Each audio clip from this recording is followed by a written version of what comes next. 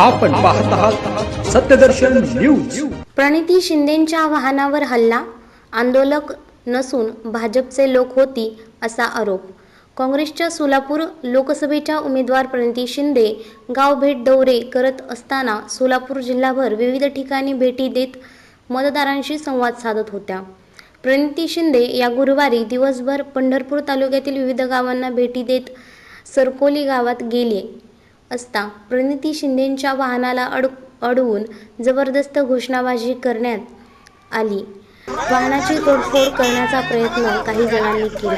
वाहनात बसलेल्या प्रणिती शिंदे देखील प्रचंड संतापलेल्या अवस्थेत होत्या। वाहनाबाहेर येऊन प्रणितींनी गाडीला हात लावायचा नाही अशा भाषेत उत्तरे दिली। सरकोली गावात प्रणिती शिंदेंची शाब्दिक चकमक देखील झाली।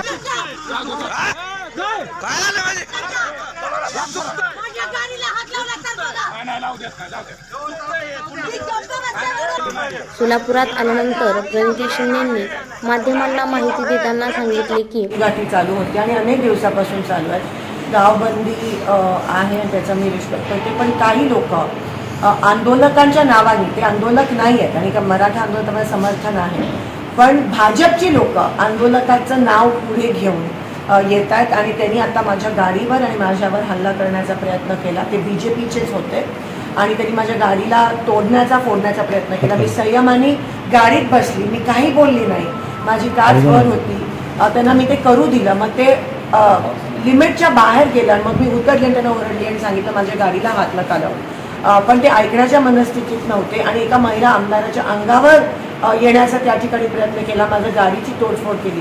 ते आंदोलक नव्हते, पण आंदोलनाचं नाव पुढे घेऊन भाजपची लोक असं करतात, याचा आपण निषेध करूया।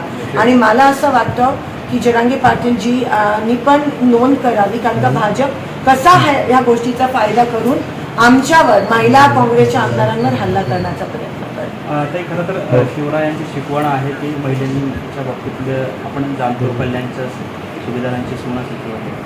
काय आव्हान असेल मराठा समाजाला या माध्यमात? पण हे नव्हतेच, आंदोलक नव्हते, भाजपचे होते, पण त्यांनी नाव त्यांचं वापरत होते आणि कुठेतरी आपलं जे आंदोलन चाललंय, संघर्ष चाललाय, जो व्यवस्थित चाललाय जरांगे पाटलांच्या नेतृत्वामध्ये, त्यांना हे गालबोट लावायचा BJP प्रयत्न करत आहे आणि त्या गोष्टीचा मी निषेध करते। हे लोक भाजपची होती, कोणी आंदोलक नव्हती असा आरोप भाजपवर केला आहे।